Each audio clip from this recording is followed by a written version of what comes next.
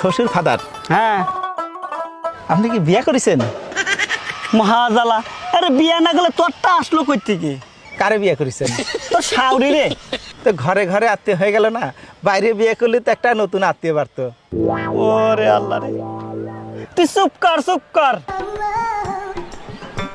শ্বশুর ফাদার, হ্যাঁ এই যে এত বড় নদী, হ্যাঁ, ওই যে দেখি বিল, হ্যাঁ। কিডা কাটিছিল? তোর বাপ কাটিছিল।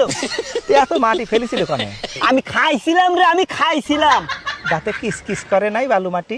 ওরে আল্লাহ রে, তোর বাইরে আমি দাঁত ভাঙে দিব কই দিলাম। হ্যাঁ দাঁত ভাঙে ফেলালে আমি শ্বশুর বাড়ি যাই, এ গোস্ত চাবে খাবো কিরাম করি? ওরে আল্লাহ।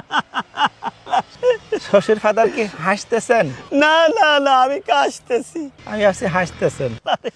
এই ভিতরে আমার কাছে আমার মেয়ে বিয়ে দিয়ে আমি ছাই খাইছি ছাই। ছাই খাতে গেলেন কিসের জন্য? আমার কলি তো 2 বস্তা চাল পাঠায় দিতাম। তোর মাইরেই ফেলাবো কয়ে দিলাম। হ্যাঁ, খালি আমারই দোষ না, আপনার মেয়ের যে খালি আমার কাছে টাকা চায়। কয় টাকা চাই? কয় টাকা চায়? আজ 1000, কাল 2000, পরশু 10,000 টাকা চাতে চাতে আমার ফকির বানা ফেলা দিল। ওরে আমার মেয়ে এত টাকা দিয়ে করেটা কি? আমি কেমনে কব? আমি কি কোনোদিন টাকা দিছি নাকি? শালাই তোরে জামাইরে যে কি করি আমি। হ্যাঁ?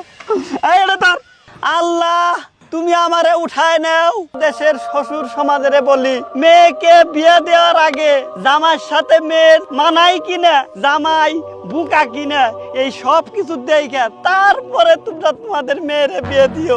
শ্বশুর ফাদার কি যাত্রা করতেছেন?